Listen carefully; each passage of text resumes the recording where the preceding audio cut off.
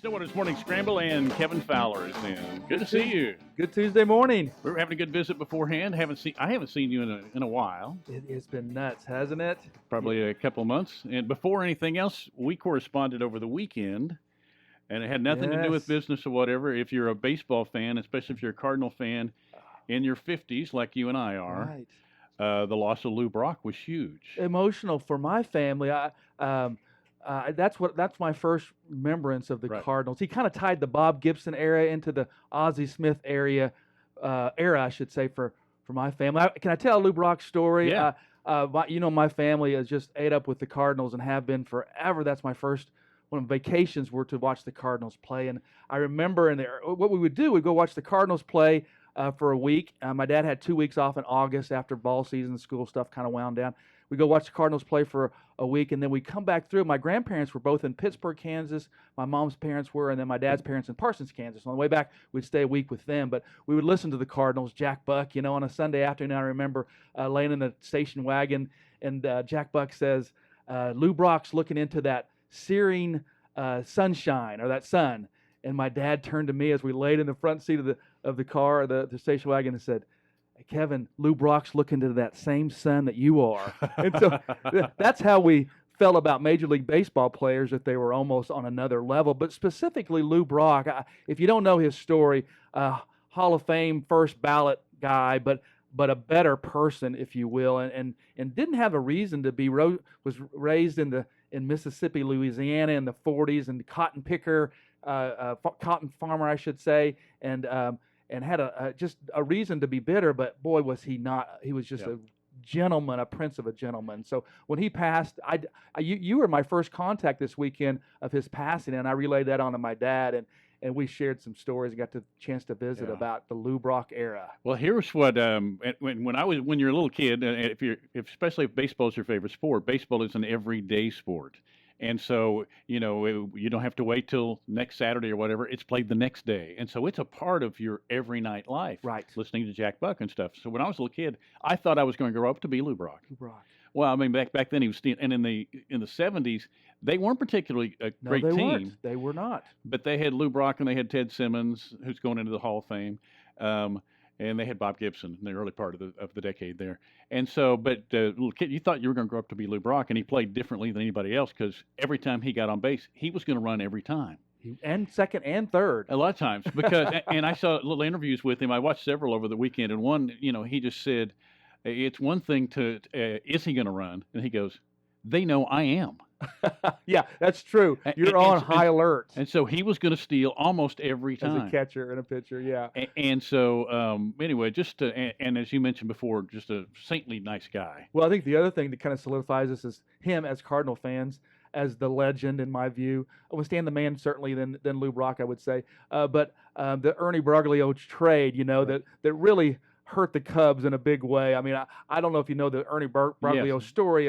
He just passed away last year. I don't know if you knew that or not, but just that trade looked like a one-sided trade for the Cubs, but then turned out to be just the trade for the Cardinals of that era. Maybe of Major League Baseball. Yeah. I saw little interviews with, I think they had been beforehand, but Tim McCarver, and who was the catcher at that time for the Cardinals, and everybody thought, what are we doing? We got one of our better pitchers, and we just sent him for this guy that we don't know anything about. And when he was with the Cubs, in the interviews with Brock, they didn't know how to use him, and so he was just a free swinger. And when he got there, they said, run.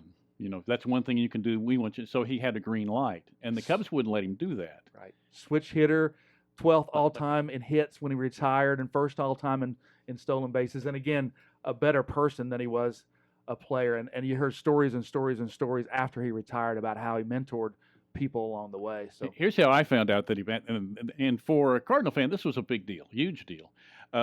But my sister sent me a picture of her in front of the Lou Brock statue. When that was unveiled, we were actually there. Because it was, now this was later on, this was in the 90s, I think, when this statue came, but late 90s, I believe. But my brother and I met my sister Kathy and her husband at the stand statue, which is what you do if you're a Cardinal fan. Right. Then they had the ceremony, and anyway, that statue since, of course, been moved. Now it's at this ballpark, right? But she sent me a picture of herself in front of the Lou Brock statue, and said I just had to come one more, or I wanted to be here one more time. And so I thought that's where she was. And so I Is it? said, "Oh, I'm jealous," or whatever. And then I looked it up and I thought, hold it, I think they're on the road because I thought she must be going to the game. She lives outside of St. Louis. And I thought they were at the Cardinal Cub game. And I thought, no, that's at Wrigley That's in Field. Wrigley. So I Yeah. looked it up and then I saw he had died. And I Oh, sent I run see. back and I said, wow, my bad. I thought you Yes. were there. There. Yes. And she was basically telling me that that was her way of sending that. Thought I already knew probably. But anyway, for a Cardinal fan, that was a huge deal. Inspiring person for sure. Yes. Yeah. And here was just an odd baseball fact. The pitcher that he batted the most on in his whole career, faced the most times, was Tom Seaver. Is that right? And vice versa. Seaver faced Is Lou that Brock more right? than any other, and they died 5 days apart. They did, didn't they? Yes. Yeah. Both first ballot Hall of Famers. Absolutely. Yes. And Seaver tells a story. I saw this replayed also, where when he made the All-Star game, he was 22, I think, in '67, and he said he looked 17. That's what he said. He was just a kid. He walks in, and he walked right by Lou Brock into the All-Star in the dugout, and Lou Brock says, "Hey, kid, can you get me a Coke?" Thought he was the guy that worked in the. Yeah, and he said, "I'm the one of clubhouse. your pitchers," and that's how. And they had a friendship from then on, I think. So, anyway, Okay. so for well, that baseball felt fans, good. that was a sad. It was a sad day. Felt good to talk about him. And the headline in the newspaper. Have you seen the Post-Dispatch? No. I'll send you a copy of the paper because it reminded me very much, because we've gone on quite a bit about this. Of okay, I'll show it to Kevin here. Because there it is. That's the front page of the Post-Dispatch, Lou. and it looks like Eddie Sutton. I mean, that's the only way we can Oh. relate. But that's the main page of this Post-Dispatch, and it was dedicated. And they had a whole section to Lou Brock. And doesn't that remind you of an Eddie Sutton type thing? It does. Because when Brock came up or got on first, everybody go Lou. Just like when Eddie walked in the room, everybody would chant Eddie. Right. And so very similar. So if you're not a baseball fan, you can almost equate it to that kind of loss. Right. As that people that never met him, I never met him, feel like they did. But even his interviews, you can just tell what a gentleman Oh, he yeah. is. I've said it 2 or 3 times, but that's what comes out. He just oozes out. And both he and his wife were ordained ministers. Didn't know that. And they didn't really have a church that they didn't have a church. I mean, they went to church, but they didn't have a church that they were the minister. But they went on lots of mission trips and stuff. So, kind of shows you what kind of character he had, also. Character. So anyway, there you go. So, Very good. hey, good to see you. Always Good good to to talk see baseball. Yes. And we've got a big day coming up here. Yes. Well, specifically a shred day for us. Yes. October 3rd this year. It's usually in April out after tax season, but because of COVID, we thought best to push it back and see what things look like. And so we got a better handle on how to do it responsibly. And for a lot of folks, it's a big day for our clients. It's October 3rd from 9 to noon at our 3rd and main location, and certainly we'll be masked that day. But we have folks that bring in a box full of old tax returns or receipts or credit card receipts, that kind of thing. And then we have folks that bring in a trailer full, and we can handle Wow. both of those. So have a team that works that event, and excited to do so. October 3rd is Shred Day at Simmons Bank, and we'll be at 3rd and Main. Yeah. And this was, I think, originally scheduled in May. Is that right? Is that Yeah, right? yes. And which kind of takes us to the year, because that's something I know you look forward to. We also look forward, and I'm still hoping we can do it with our United Way function. Yeah, the which Day of is- Sharing. Yeah, which we do in November, right? Yeah, it's November 13th this year.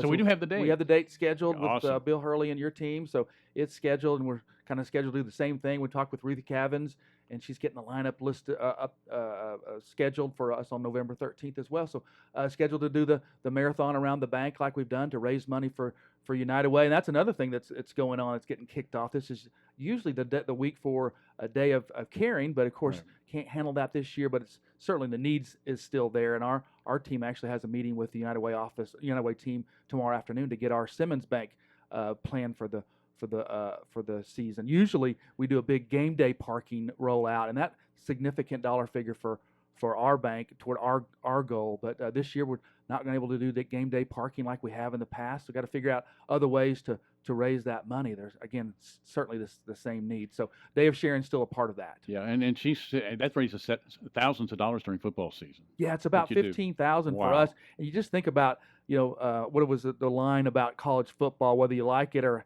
don't care about it or hate it. you still want it to happen because it is dollars for our economy, and that's just one small slice of it for Simmons Bank. 15 grand toward United Way comes from game day parking. Wow. That won't happen this year. And you guys are the ones parking the cars, which is kind of cool. Yes, it is.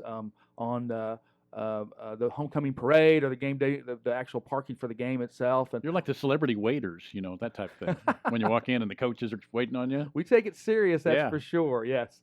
Anyway, Ruthie Cavins and her and Ivy Hill and that group certainly got a job ahead of them. That Clem Ward is leading that campaign this year, and what a prince of a guy to handle it. And you've had such an important role in that because you've been kind of in charge of the raising the funds, or you're the campaign chair, I think, at one time. Yes. Yep. And you're a longtime Big Brother, also Big Right. Brothers Big Sisters is one of the agencies, and they have 21 agencies. It's an amazing group.